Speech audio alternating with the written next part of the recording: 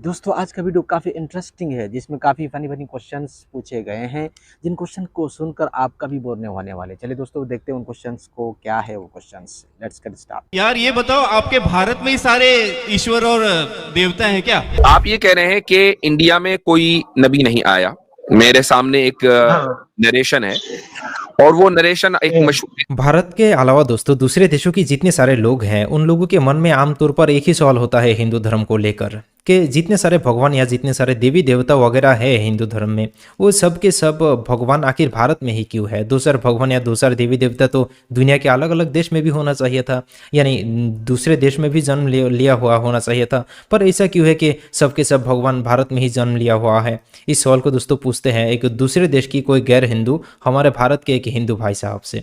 तो वो भाई साहब उस सवाल की जवाब नहीं दे पाता है और उस सवाल को लेकर आता है आज इस हिंदू के गुरु अनिरुद्धाचार्य जी के पास। तो ये गुरुजी उस सवाल की जवाब किस तरह से देते हैं वो हम आगे वीडियो में देखने जा रहे हैं, जो कि बहुत ही इंटरेस्टिंग होने वाला है। तो चलिए देखते हो हम इस वीडियो क्लिप को, जहाँ पर वो भाई साहब दो सवाल लेकर आता है और उन दोनों सवाल के जवाब ये गुरुजी देने की कोशिश करते हैं। तो चलिए पहले हम इस क्लिप को देखते हैं और साथ ही बाद में हम मुफ्ती यासीर नदीम साहब का एक सवाल जवाब को भी सुनते हैं, जिसमें एक हिंदू भाई साहब आकर ये सवाल पूछते हैं कि कुरान में तो ये बताया गया है कि दुनिया के हर एक कौम में अल्लाह ताला ने नबी भेजा था, तो फिर भारत में क्यों कोई नबी का जन्म नहीं हुआ। तो मुफ्ती साहब इस सवाल के जवाब को किस तरह से रेफरेंस दे देकर समझा देते हैं वो हम वीडियो में आगे देखने जा रहे हैं। तो वीडियो मेरे भाई बहुत ही ज़बरदस्त और इन्फॉर्मेटिव होने वाला है, इसे आखिर तक ज़रूर देखने की कोशिश कीजिएगा। चलिए देखते हैं। मेरा नाम अनुज है। मेरे दो सवाल हैं। एक सवाल का तो मुझे आधा आंसर पता है और दूसरा सवाल का मुझे आंसर नहीं पता। पहला सवाल ये है गुरुजी कि हम सब भगवान के पुत्र हैं, तो और ये मृत्यु जब हमें होती है तो बहुत कष्ट होता है हम सबों को, तो भगवान ने इतनी दुखदाई मृत्यु हमें क्यों दी और इसका कोई सरल उपाय क्यों नहीं दिया? मृत्यु दुखदाई नहीं होती। ये बात सही है कि जन्मत मरत दुसह दुख होई, लिखा है, दर्द बहुत होता है, परंतु किसको दर्द होता है? भाई जो संसार से ज़्यादा अटैच है, जो संसार से ज़्यादा जुड़ा है, उसकी मृत्यु में उससे दर्द पीड़ा ज़्यादा होती है। पर जो भगवान से जुड़े भक्त हैं उनकी मृत्यु यूं चुटकियों में हो जाती है, उन्हें दर्द नहीं होता ज़्यादा, पीड़ा नहीं होती ज़्यादा। तो मृत्यु संसारिक लोगों की बड़ी दर्दनाक होती है। तो कोशिश ये करें कि हमारा मन भगवान में लगे, और मृत्यु एक अटल सत्य है, कैसे भी मरना हो मरना तो पड़ेगा। दर्दनाक की बात रही तो वो दर्द इसलिए मिलता है कि माँ जब गाल में आपके थप्पड़ मारती है ना तो दर्द बहुत होता है, लेकिन वो दर्द का मतलब माँ आपसे दुश्मनी रखती है या आपका नुकसान चाहती है, इसलिए माँ थप्पड़ नहीं मारती। माँ यदि गाल में एक चांटा मारती है ना तो उसमें भी बच्चे का हित होता है। भगवान दर्द इसलिए देते हैं कि बेटा देख इतना दर्द होता है, तो ऐसे कर्म करके अब इस चक्कर में ना आना पड़ा, मेरी शरण में रहे, इसलिए दर्द देते हैं, इसलिए थप्पड़ है। दूसरा सवाल थोड़ा सा अलग है।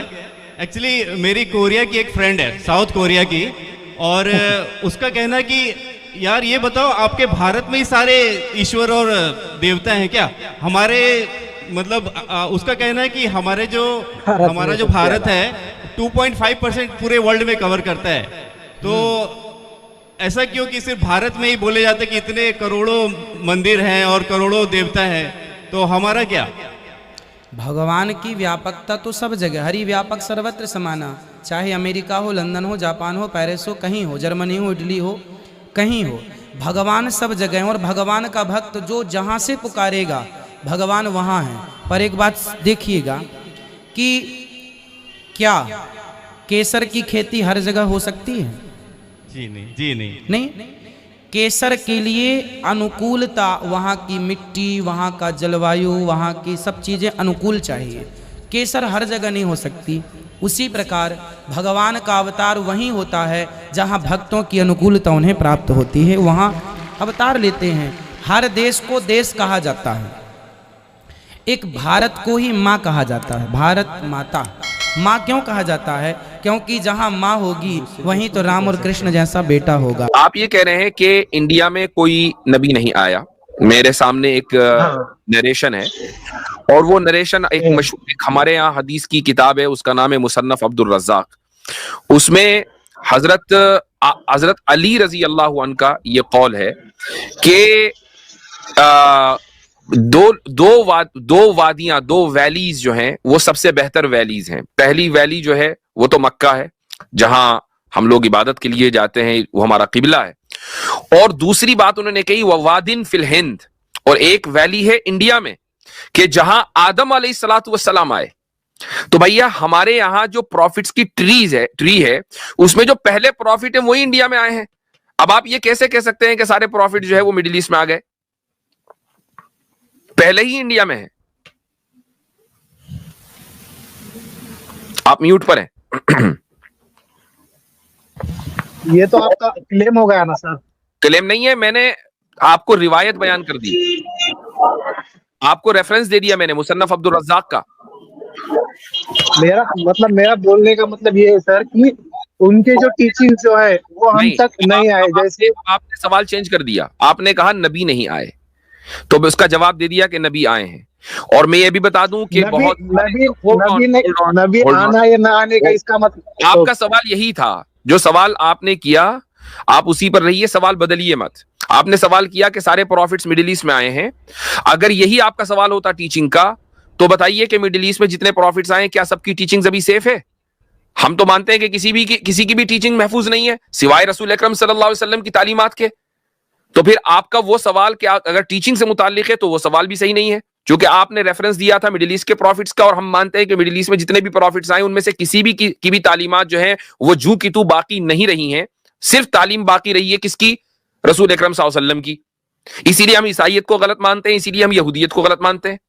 तो आपने बात की प्रॉफिट्स आने की, उसका मैंने रेफरेंस दे दिया। प्लस इंडियन हिस्टोरियंस इस बात के जो यानी बहुत सारे हिस्टोरियंस ऐसे हैं जो मुसलमानों में, वो ये साबित करते हैं कि अयोध्या में हजरत शीस अलैहिस्सलातु वस्सलाम का मजार है। हालांकि हम उसको 100% उसको वेरीफाई नहीं कर सकते, उसके लिए उसका कोई तरीका हमारे पास नहीं है, लेकिन बहरहाल ये एक हिस्टोरिकल समझ लीजिए कि क्लेम है। हजरत शीस अलैहिस्सलातु वस्सलाम कौन है? हजरत आदम के पोते हैं। तो भाई अच्छा एक चीज और मैं बता दूं, आप कोई भी क्लेम ही के दर्जे में है। मैं एक समझ लीजिए कि कोई 10 साल पहले गया, मेरा सफर हुआ तमिलनाडु का। तो तमिलनाडु में जहां से वो रास्ता जिसको आप लोग राम सेतु बोलते हैं और मुसलमान उसको बिरज आदम बोलते हैं, तो वहां पर जो मेरा जाना हुआ, वहां पर 2 कब्रें हैं, बड़ी लंबी लंबी कब्रें हैं, वो 60-60 गज की। तो अब ये नहीं पता कि भाई कौन उसके अंदर है, लेकिन बहरहाल लोगों से पूछा भाई किसकी कब्र है, एक ने कहा ये हाबिल की है, ये दूसरी कब्र काबिल की है। तो जिसने मुझे बताया, मैंने उसके मजाकन पूछा कि भाई कातिल और मकतूल दोनों एक ही जगह दफन है, ये क्या बात हुई है कि कहीं और होता दूसरा कहीं और होता। लेकिन पॉइंट ये है कि इंडिया की हिस्ट्री में हजरत आदम अलैहिस्सलातु वस्सलाम का नाजिल होना ये हमारे यहाँ हदीस की किताबों में मिलता है। लिहाजा आपका ये सवाल तो गया खत्म। अब रही ये बात कि तालीम किसकी महफूज है, भाई तालीम अगर महफूज नहीं थी इसीलिए तो अगले नबी आए। आपको अगर आपने ये मान लिया, आप पॉइंट नंबर 1 अगर आप ये मान रहे हैं कि जो कॉन्सेप्ट ऑफ वननेस है वही स्ट्रॉन्गेस्ट कॉन्सेप्ट है, यानी अल्लाह एक है, आप अगर ये मान रहे हैं कि अल्लाह ने अंबिया भेजे हैं, ठीक है, ये भी आपने मान लिया। अब तीसरा पॉइंट ये रह जाता है कि भाई तालीमात किसकी महफूज हैं, तो आप उस नबी को माने जिसकी तालीमात महफूज हैं। तो रसूल अकरम सल्लल्लाहु अलैहि वसल्लम से पहले जितने भी अंबिया हैं उनमें से किसी की तालीमात महफूज नहीं रही। अब जो आखिरी रसूल है उनकी तालीमात महफूज है, आप उनके दीन को कबूल कर लीजिए आपके स्टैंडर्ड के एतबार से।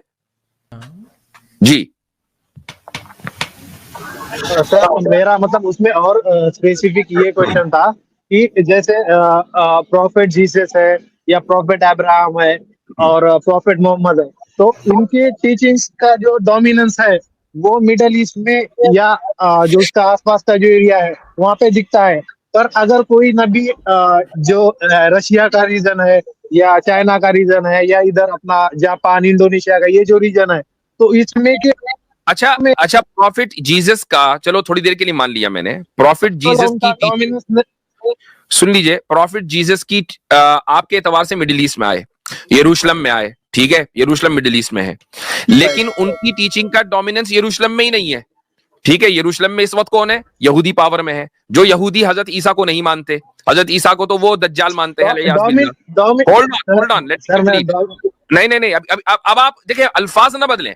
उनकी टीचिंग का डोमिनेंस का सबसे ज्यादा कहां पर है? यूरोप में और अमेरिका में। अमेरिका प्रोटेस्टेंट है और जो यूरोप है वो उसका एक बड़ा हिस्सा कैथोलिक है। साउथ अमेरिका में जहां हजरत ईसा अलैहिस्सलाम कभी नहीं गए, वहां सबसे ज्यादा कैथोलिक बसते हैं। तो भाई हजरत ईसा आए कहां, डोमिनेंस कहां है? तो ये कौन सा आपका मेयार हुआ? यस।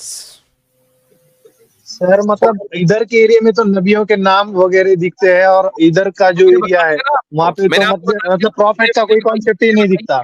मुझे बताइए कि अमेरिका के ताल्लुक से किसी नबी का कोई जिक्र है? नहीं है।